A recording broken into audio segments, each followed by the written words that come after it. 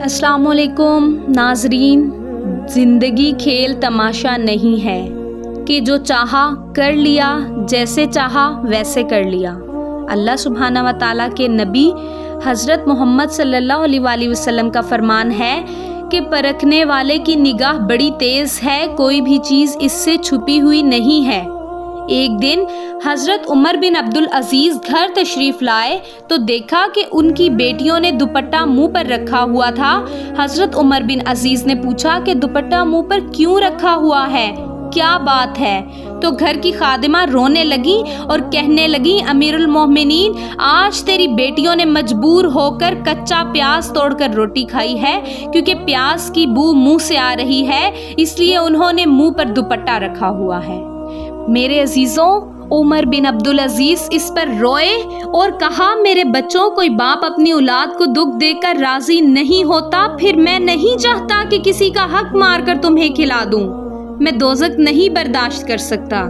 मेरे अजीज़ों, ज़रा ठहर कर सोचिए तो सही कि कहीं तुम तो किसी का हक मारकर अपनी औलाद को नहीं खिला रहे। खैर, जब उमर बिन अब्दुल अजीज़ की वफ़ात का वक्त आया तो सारे रिश्तेदार वहाँ बैठे हुए थे। ये सब सरदार और मालदार थे। इन्होंने कहा, उमर बिन अब्दुल अजीज़, तुमने औलाद का हक ज़ाया कर दिया, हुकूकुल इबाद तुमने ज़ाया कर दिए, क्योंकि तुम अपनी औलाद को भूखा छोड़कर जा रहे हो।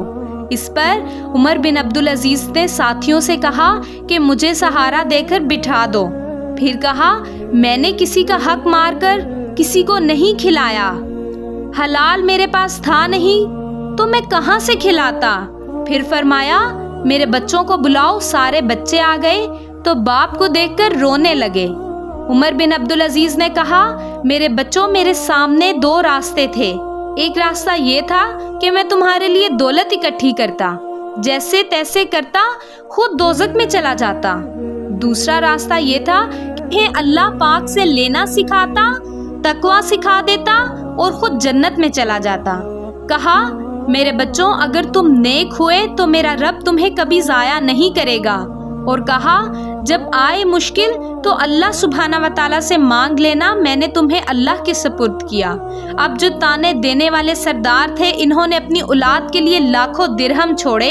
फिर इसी ज़मीन आसमान ने देखा कि उन्हीं सरदारों के बेटे मस्जिद की सीढ़ियों पर बैठे खैरात मांगा करते थे। और उमर बिन अब्दुल अजीज़, जिसके बच्चों के मुतल्लिक ये कहा जा रहा था कि इनको भूखा छोड़ के जा रहे हो, इन्होंने एक एक दिन में 100 घोड़े सदका किया। सुभान अल्लाह। तो मेरे अजीज़ों, अल्लाह को राज़ी करना मकसद बना लें। अपनी खुशी, अपनी गमी में हमने वो तरीका इख्तियार करना है जो हमारे नबी हज़रत मोहम्मद सल्लल्लाहु अलैहि वसल्लम ने इख्तियार किया। दूसरी गुजारिश है कि कनात इख्तियार करें, फिर हम सब मुतमईन हो जाएंगे। अफसोस, आज हम सब दुनिया हासिल करने में पागल हो रहे हैं। एक अजीब सी दौड़ लगी हुई है। अरे मेरे अजीज़ों, ज़रा सोचें तो सही, इस दौड़ में कोई अव्वल भी आया है? इस दौड़ की कोई मंजिल भी है जहाँ जाकर ये दौड़ ख़त्म होती हो? क्यों हमारी अक्लों पर पर्दा पड़ गया है?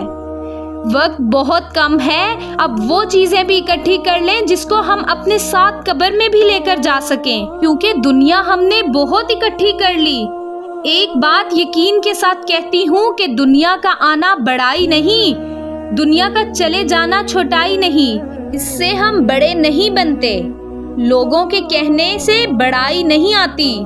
हाँ, अगर अल्लाह आपको अजीम कह दे तो अजीज़ों, मज़े हो गए। अल्लाह रब्बुल इज़्ज़त हम सब का बैठना उठना अपने नबी हज़रत मोहम्मद सल्लल्लाहु अलैहि वसल्लम के तरीक़ों के मुताबिक बना दे और हम सब का ख़ात्मा इस्लाम पर करे। आमीन।